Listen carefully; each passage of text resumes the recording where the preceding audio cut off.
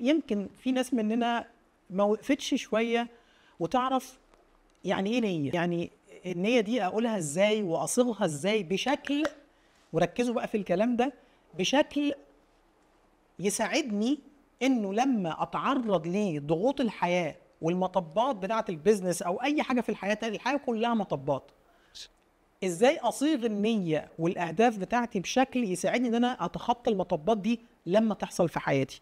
كتير مننا ما يعرفش، كتير مننا لما قلت دلوقتي طلعوا قلم وحاولوا تكتبوا النيه بتاعتكم، يمكن يكون لاول مره في حياته يمسك قلم ويحاول يكتب ايه هي نيتي. يعني يمكن يكون مننا كده. بس خليني اقول هنا حاجه، مع المطبات الصعبه بتاعه الحياه، مع الاقلام اللي بناخدها وهنفضل ناخدها لغايه اخر يوم في عمرنا، بنبقى محتاجين بنزين 95. لو في احلى من 95، الجماعه اللي حاضرين معانا من الخليج البنزين عندكم كام يا جماعه؟ مع المطبات الصعبه والتحديات بتاعه الحياه سواء بيزنس او غير البيزنس، ببقى محتاج بنزين قوي يزقني لقدام. البنزين القوي سماته انه يبقى زي ما بنقول كده في intrinsic values و extrinsic values. يعني ايه؟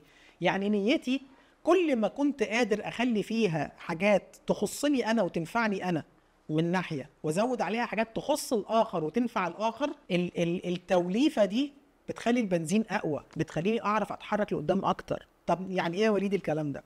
يعني انا ممكن وانا قاعد اصيغ النيه بتاعتي اقول انا عايز اوصل من ورا البيزنس بتاعي للحريه الماليه. انا وليد انا عايز اعمل كده. وش طبعا.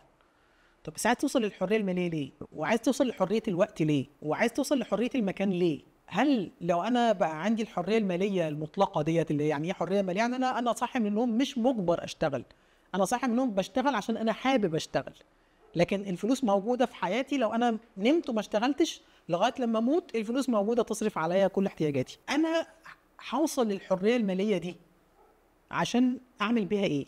هل بس علشان انام وما اشتغلش؟ هل عشان ما اعملش اي مجهود في هذه الحياه؟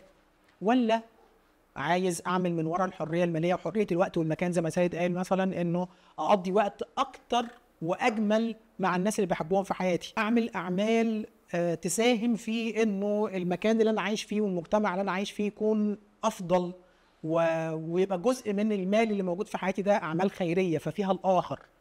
فكل ما كان تاني النيه بتاعتي والدوافع بتاعتي فيها العاملين دول، عامل داخلي وعامل خارجي، كل ما كانت اقوى في انها تدفعني لقدام، خصوصا لو كان الاخر ده حد يهمني، حد يعز عليا، حد انا مش قادر اشوفه بيتألم او بيعاني،